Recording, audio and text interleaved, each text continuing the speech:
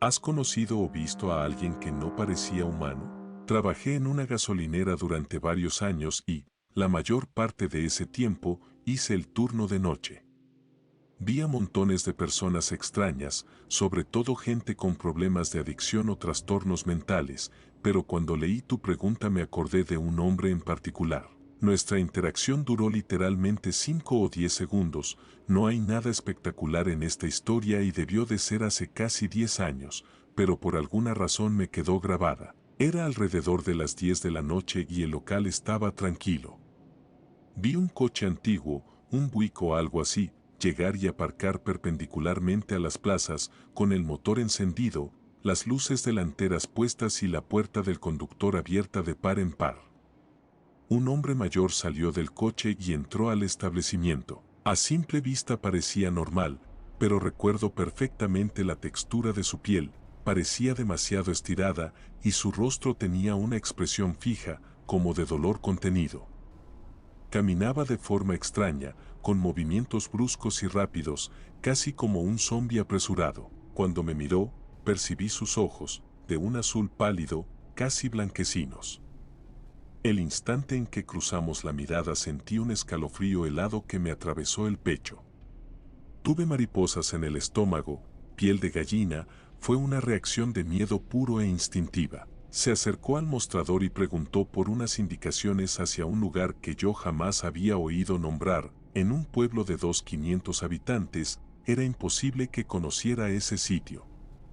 No pude ayudarle y lo dejé marcharse. Dio media vuelta y se fue tal como había llegado. La conversación duró segundos y no ocurrió nada extraño más allá de esos detalles, su forma de andar, ese destino desconocido y, sobre todo, la sensación de que estaba frente a algo que no parecía humano. Aquella breve experiencia me dejó realmente inquieto y, aunque pasó hace años, todavía me pone los pelos de punta. Si te está gustando, suscríbete. Siguiente historia. Sí. Y esa persona me salvó la vida. Tenía 17 años y trabajaba como repartidor para un Orange Julius Dairy Queen en el centro comercial. Era la víspera de Nochebuena y faltaban unos 20 minutos para que cerráramos. Hacía un frío intenso, estaba nevando ligeramente y yo era un conductor nuevo, así que estaba ansioso por terminar y poder irme a casa antes de que empeorara el clima. Mientras limpiaba los mostradores, vi a un hombre alto y muy delgado que salía por una puerta de uso exclusivo para empleados, entre Foot Locker y The Buckle. De inmediato me pareció extraordinariamente extraño. Parecía un joven de poco más de 20 años, con un traje de 3 piezas marrón que le quedaba completamente grande, como si hubiera rebuscado en el armario de su abuelo. No llevaba zapatos ni calcetines. Se acercó corriendo al mostrador y su aspecto casi irreal me heló la sangre. Tenía el cabello cobrizo hasta los hombros y unos ojos marrón claro, casi dorados, como miel quemada.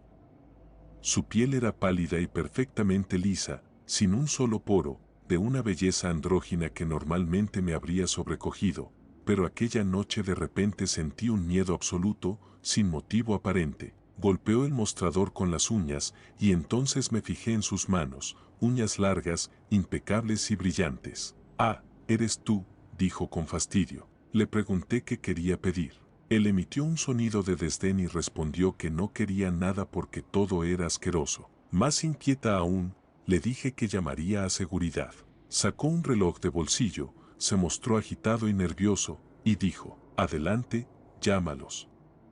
Y haz que te acompañen hasta tu coche». Sin decir nada más, dio media vuelta y entró de nuevo por la puerta de empleados. Por supuesto, llamé a seguridad y pedí que me escoltaran hasta mi auto.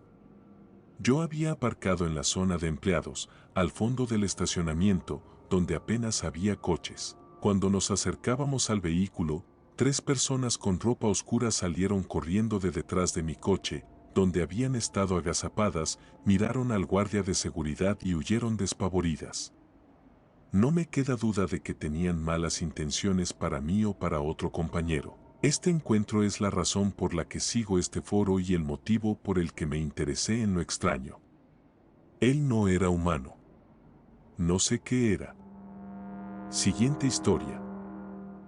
Cuando tenía unos 12 o 13 años, ahora tengo 22, fui a una iglesia muy grande con mi tío y mi hermana.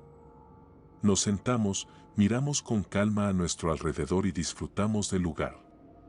Empecé a rezar con los ojos cerrados, porque unas semanas antes habíamos perdido a un familiar y todavía estaba procesando el duelo. De repente, noté un destello de cámara a través de mis párpados.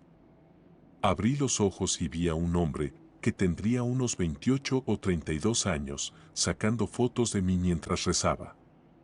Me quedé desconcertado. ¿Por qué demonios me estaba tomando fotos? Mi tío, que siempre ha tenido carácter fuerte, se levantó y le preguntó de malas maneras qué estaba haciendo. Pero el hombre reaccionó con sorpresa y se mostró muy amable, casi eufórico. Le explicó a mi tío que nunca había oído hablar de las iglesias, ni había visto a nadie rezar a un ser superior, y le parecía fascinante y completamente nuevo. Por precaución, decidimos marcharnos antes de que la situación se agravara. Mientras salíamos, mi tío comentaba que no sabía si aquel hombre pretendía provocarnos o simplemente estaba perdido, hasta que acabamos saliendo de la iglesia. Un par de meses atrás terminó siendo tema de conversación en una reunión familiar, con tíos, padres, hermanas y primos, y mi tío lo descartó rápidamente. Dijo que aquel tipo debía de haber sido algún tipo de espíritu maligno o demonio, porque sintió en él una energía o poder extraño. Aún hoy me inquieta lo convincente que parecía. Su presencia parecía distorsionar todo a su alrededor, como si el mundo se volviera borroso y solo él estuviera completamente nítido. Algo así como en una escena cinematográfica de un videojuego. Siguiente historia. Solía trabajar como aparcacoches en un conocido casino y complejo turístico del Medio Oeste. Un día atendí a un cliente que apenas pasó una hora en nuestras instalaciones, algo muy inusual para su perfil, hombre soltero de entre 35 y 40 años, cabello negro azabache y traje completamente negro, que llegó alrededor del mediodía o la 1 de la tarde. Siempre esperábamos que alguien así pasara varias horas dentro del casino, pero él solo estuvo un rato y se fue. Lo primero que noté de aquel hombre fue su rostro, claramente en el valle inquietante, como si sus rasgos no encajaran del todo. Cuando lo saludé para recoger su coche, casi tuve que mirar 2 veces. Su sonrisa y sus palabras eran amables, pero sus ojos estaban muertos. Cuando sonreía, seguían fijos, sin vida, y cuando no, se abrían de par en par con una intensidad que contrastaba con la relajación total de la parte inferior de su cara. Era imposible no sentir un escalofrío. Al devolverle las llaves, comentó algo raro sobre la clientela del casino, que no recuerdo con exactitud, pero dejaba entrever cierto desagrado por la gente que frecuentaba el lugar. Luego se subió a su coche y se marchó. Más tarde, durante mi descanso, muchos compañeros comentaban lo inquietante que les había parecido. El casino contaba con un sistema de reconocimiento facial bastante avanzado, y al día siguiente uno de los jefes de seguridad creó un perfil para integrarlo en la base de datos. Normalmente ahí terminaba todo, porque el departamento de vigilancia trabaja de forma totalmente independiente y no suele interactuar con el resto del personal. Sin embargo, yo tenía una amiga del instituto trabajando en vigilancia, y un día me soltó. Tuvimos una coincidencia con ese hombre y resultó ser una mujer. Me explicó que, al buscar en los archivos, el software había identificado perfectamente el mismo perfil óseo de una clienta que había estado sola en el casino años atrás. Tan exacto que no les quedó más remedio que descartar un fallo del sistema. Según me dijo, compararon ambas grabaciones y no encontraron rasgos en común salvo la estructura facial que el programa consideró idéntica. Durante mucho tiempo a ese tipo lo apodamos el visitante.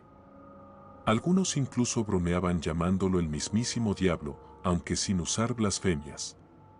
Nadie supo nunca si era una persona normal o algo distinto, pero su sola presencia fue lo bastante extraña como para que todos los aparcacoches lo recordáramos durante años. Siguiente historia.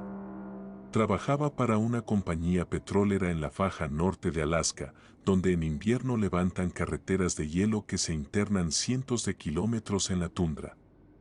En pleno enero, con la noche polar cubriéndolo todo, completamos unas pruebas geológicas en un pozo a unos 100 kilómetros al oeste de Alpine y emprendimos el regreso al campamento. Eran cerca de las 4 de la mañana, aunque en esa oscuridad perpetua el reloj perdía su sentido.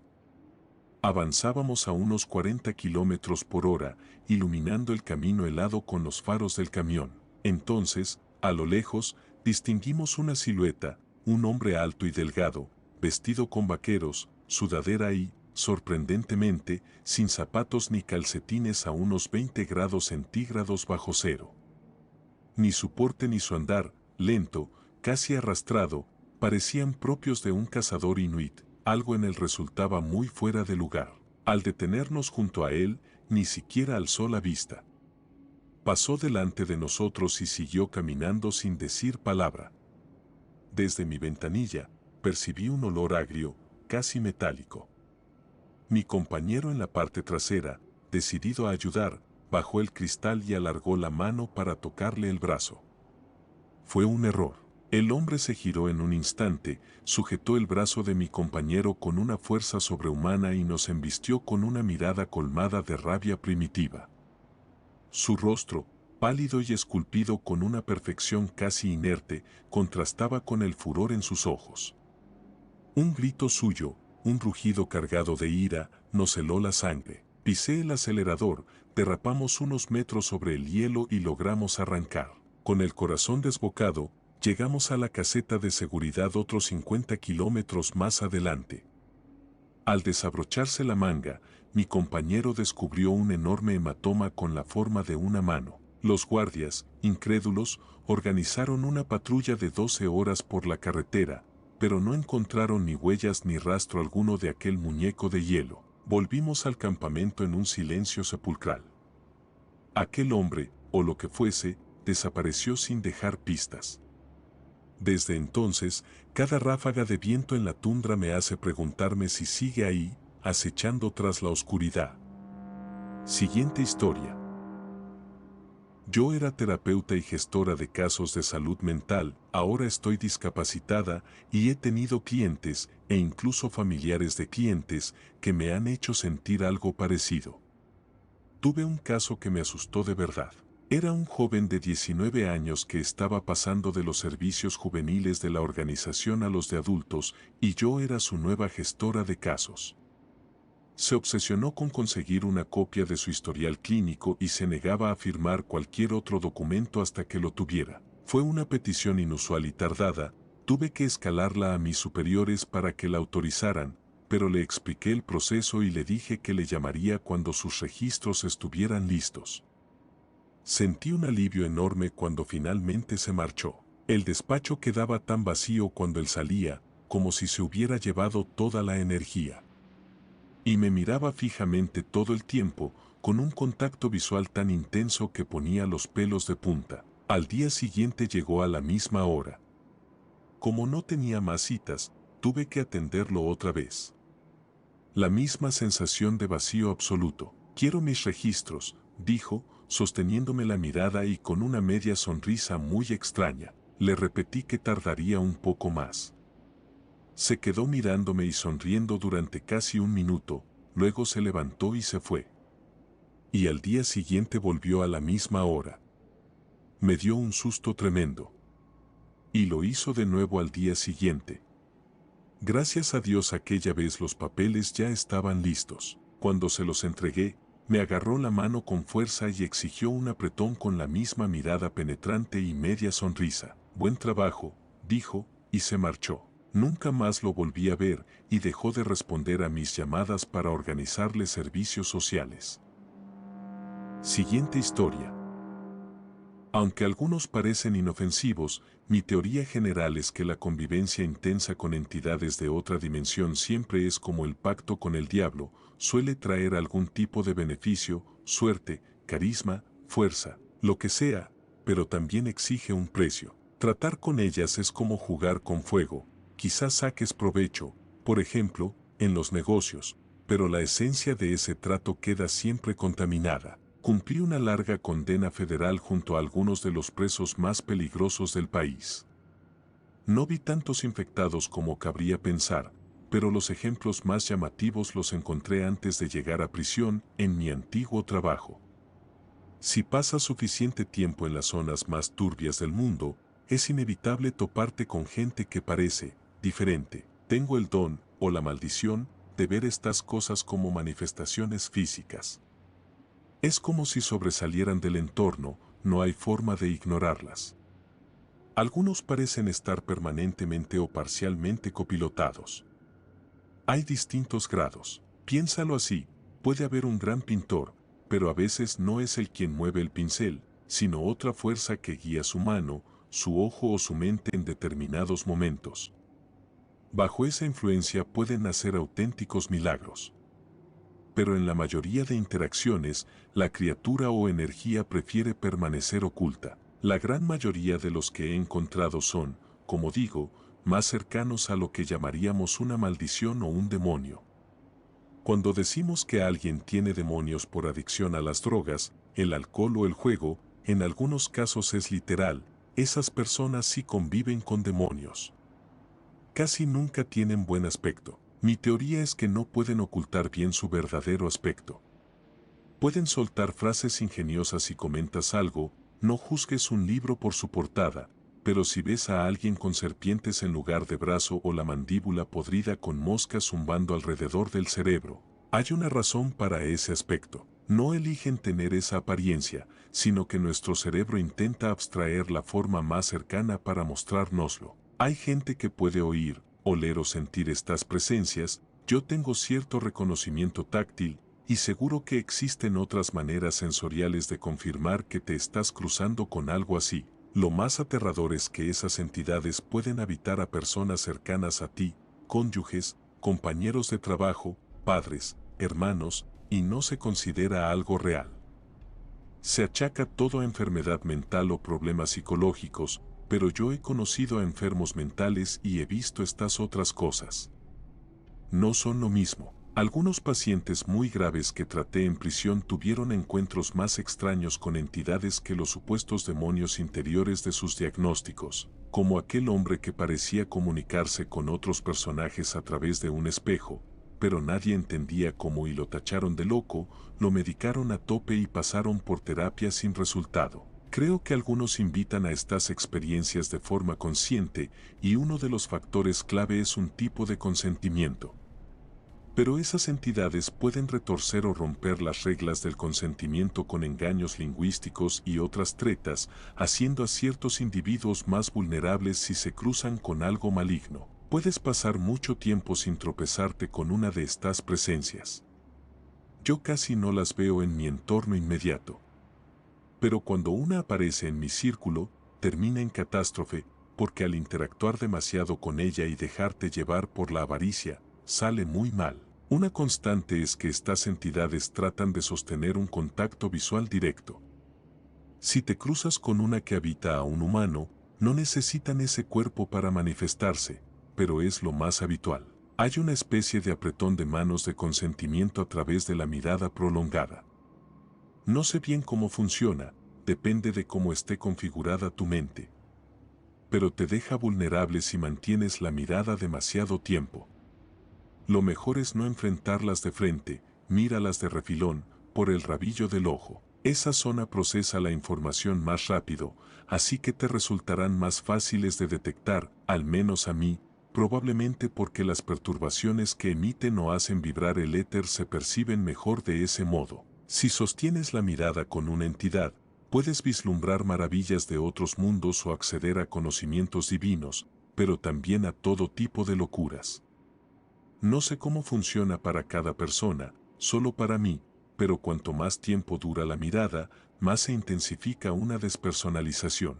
Y no siempre es negativa, porque no todas las entidades son dañinas, ni requieren un huésped humano para manifestarse, aunque lo más común sea que lo hagan. A medida que avanza esa despersonalización, la conciencia se separa de la perspectiva corporal. Quizá tenga que ver con la luz o con fotones rebotando en un mismo punto, no soy científico.